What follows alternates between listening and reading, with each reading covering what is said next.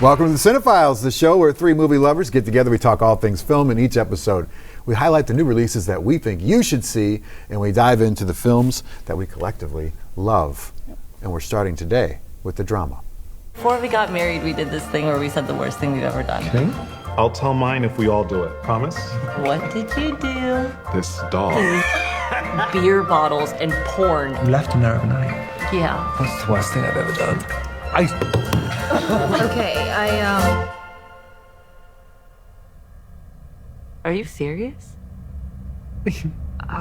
I'm sorry. I'm gonna order an Uber. Emma, what the Am I sensing some nerves? Remember, you know each other really well. You have to stop thinking about it. Don't just say stop thinking. So you are thinking about it. I am thinking about it now. Okay, so this is A24's latest release, directed by Kristoffer Borgli, who released Dream Scenario a couple of years ago. And it's kind of a controversial, provocative movie. This is very divisive. The story, as you saw, is about a newly engaged, or a couple that's about to be married at the end of the week, and they kind of go around a table and reveal the worst thing that they've ever done. And what Zendaya reveals has been kind of the source of this controversy. This has been sort of marketed as a twist. I would say that it's not a twist, and want to give you a spoiler warning right now that we are going to discuss this twist in detail. So if you want to avoid being spoiled, maybe tune out or press mute for a few minutes, and we're going to discuss this. Here it comes. All right, that's your warning, I guess. That's your warning.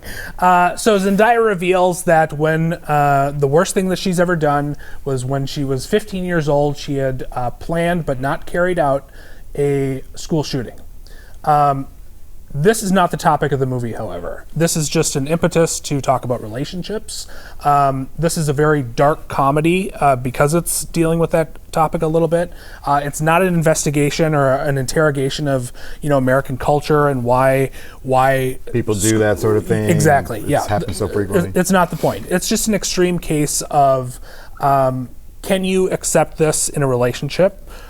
What are the limits of your empathy?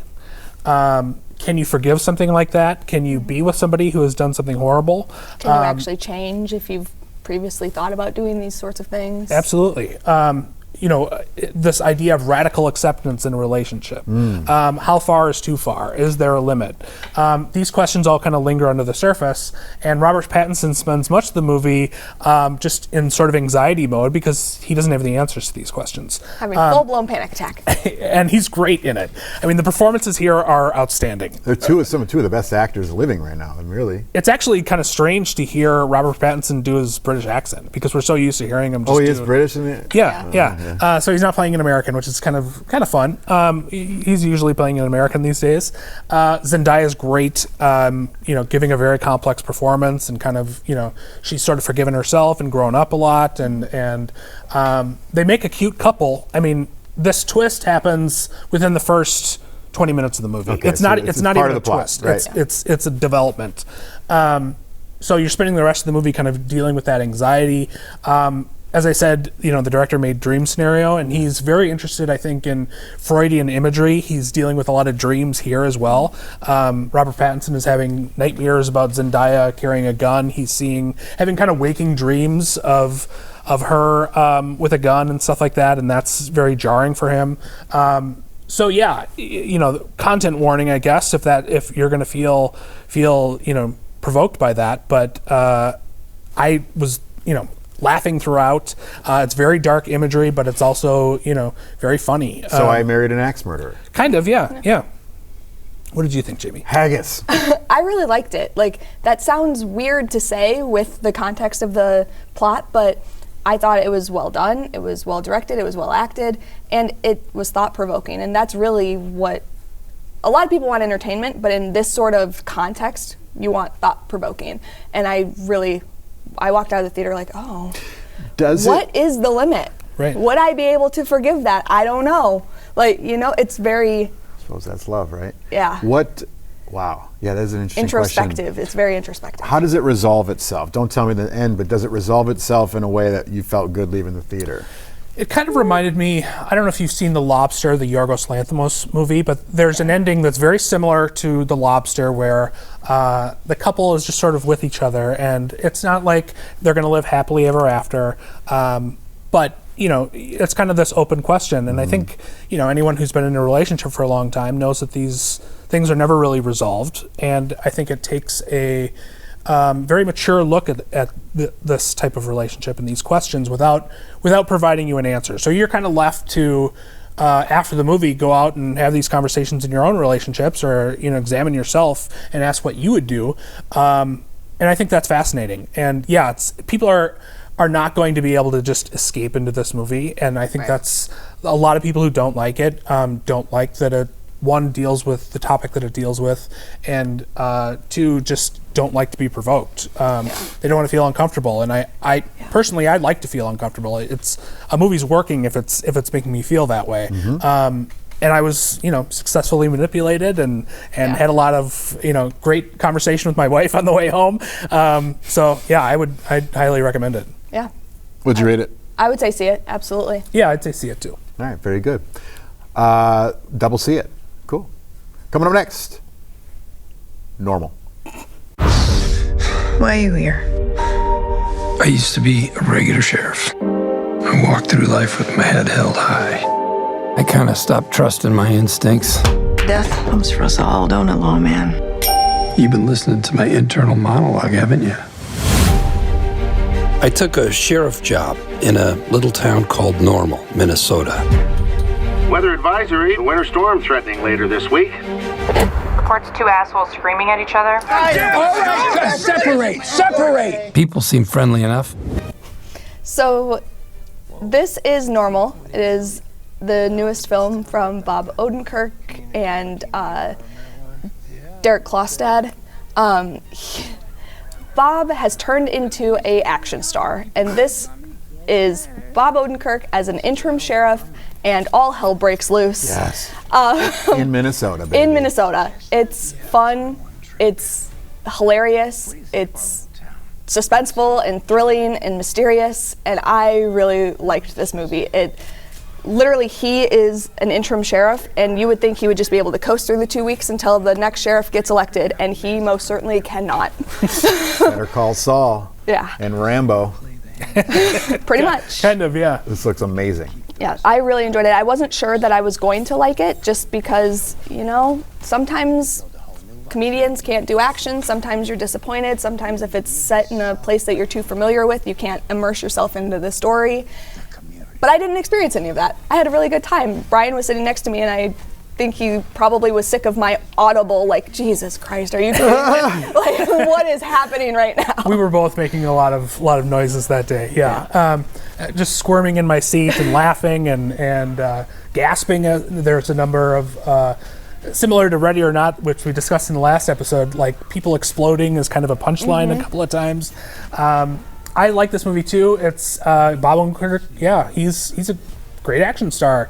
This could be it's John Wick. This could be nobody. Derek Kolstad. He actually wrote the John Wick movies, and he came up with this idea with Bob Odenkirk, and it was sort of framed like a western. I think they wanted to do like a modern day western. I don't know that completely set in rural Minnesota. Yeah. Where it's just like sort of like Rio Bravo, if you've ever seen that, where it's a lone sheriff against kind of a whole town of bad guys. They reveal in the first scene that it's like the Yakuza that runs this town.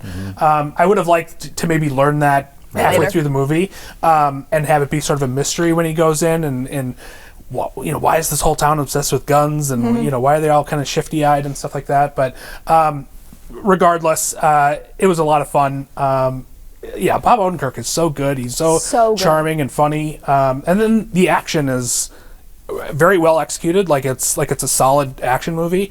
Ben Wheatley, who's the director, he's been kind of a journeyman director lately, but he got a start in folk horror, like some really great folk horror movies like Kill List and A Field in England, kind of smaller like indie movies, and he's been sort of rising the ranks. He made like Meg 2, which was pretty bad. But solid. He got paid. Yeah, he got paid. Yeah, he's got a solid action movie here, and it's definitely kind of shot in that sort of John Wick style of action, Absolutely. where it's just tons of gunplay and stuff like that. And there's a dog. A lot of shell casing. And there's a cute dog. Cute dog. Yep. Okay, The dog's okay. What'd you rate it? See it. Absolutely. Absolutely see it. Yeah. Another double see it. Yeah. A double barrel double see it. And coming up next, we're going to talk to Bob Odenkirk and Derek Kolstad. Can't wait.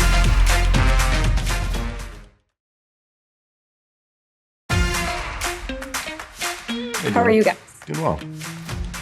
Good. Thank you so much for taking the time to speak to me today. Derek, I've learned that you are from Madison. Yeah. Bob, I've learned that you're from Naperville. I grew up in Peoria, Illinois, and I live in Eau Claire, Wisconsin. So when I watched Normal, it felt like all of those places all combined. Yeah.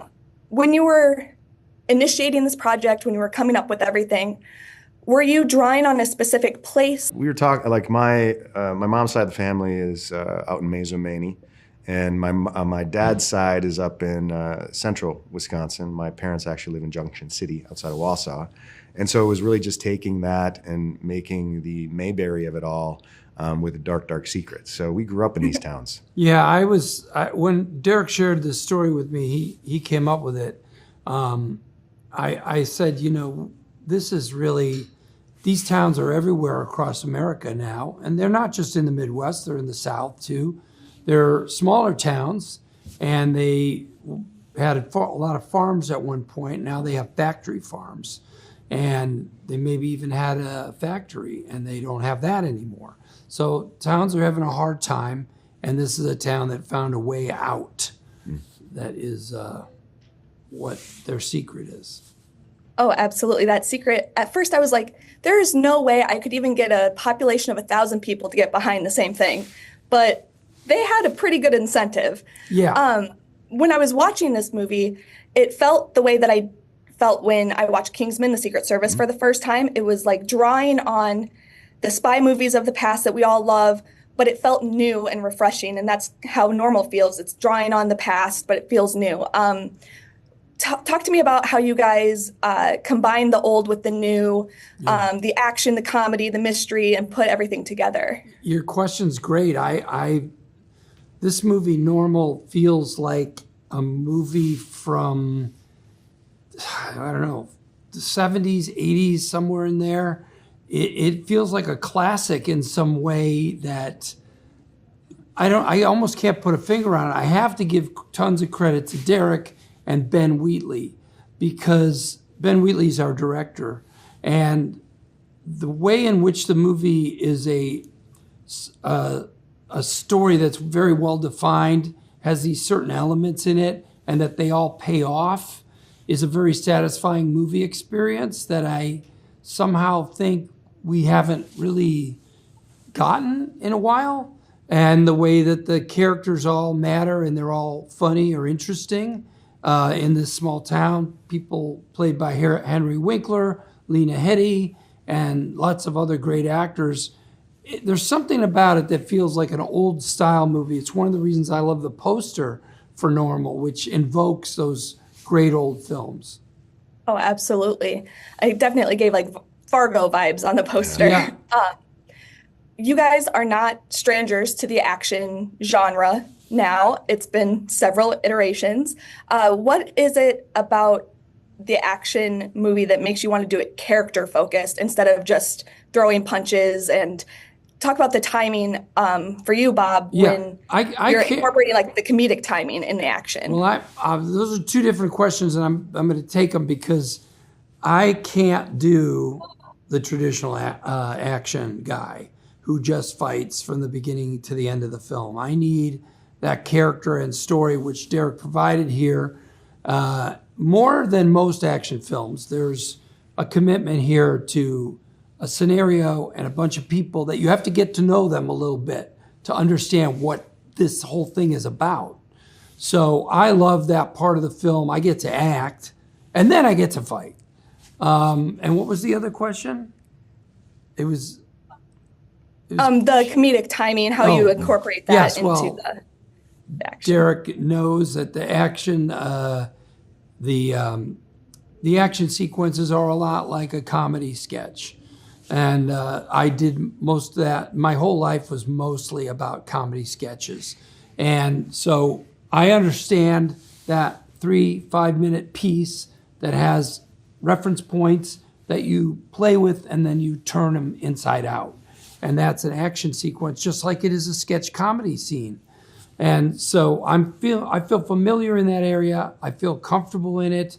And I've gotten more comfortable in it after 3 films. I love to hear that. Thank you so much for your guys' time. Ulysses feels very much like an everyman, so I hope to see more of his story throughout America or abroad. Thanks, pleasure. I appreciate you guys.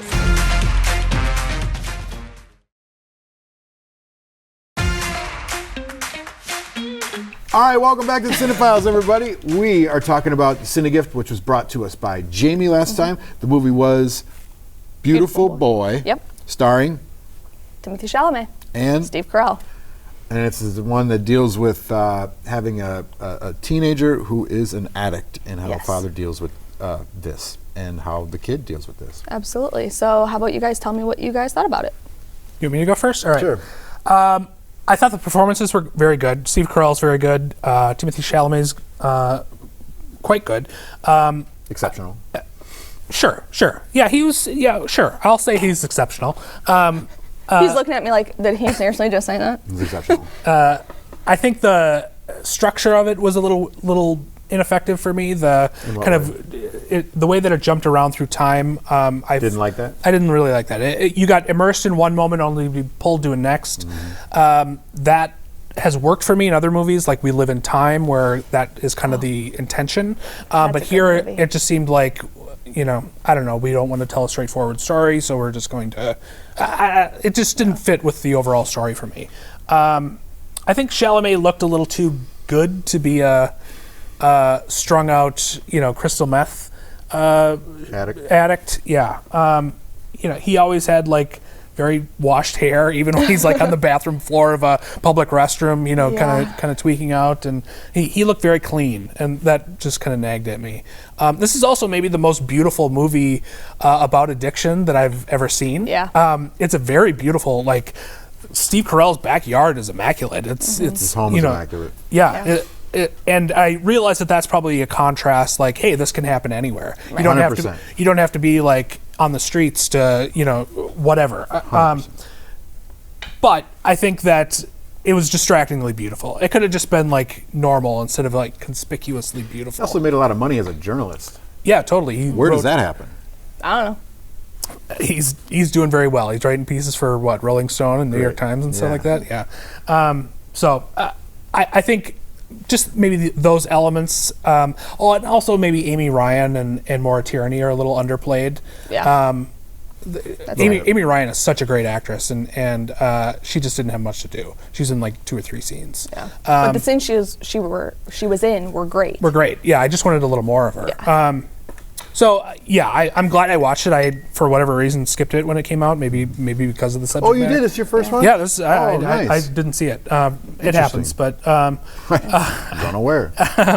But yeah, I liked it. I just maybe didn't love it. That's fair. All right. Yeah, that is fair. I mean, that's a good... I disagree, of course. Sure. Shocking. I didn't love it either, but I respect it. I respect the heck out of it.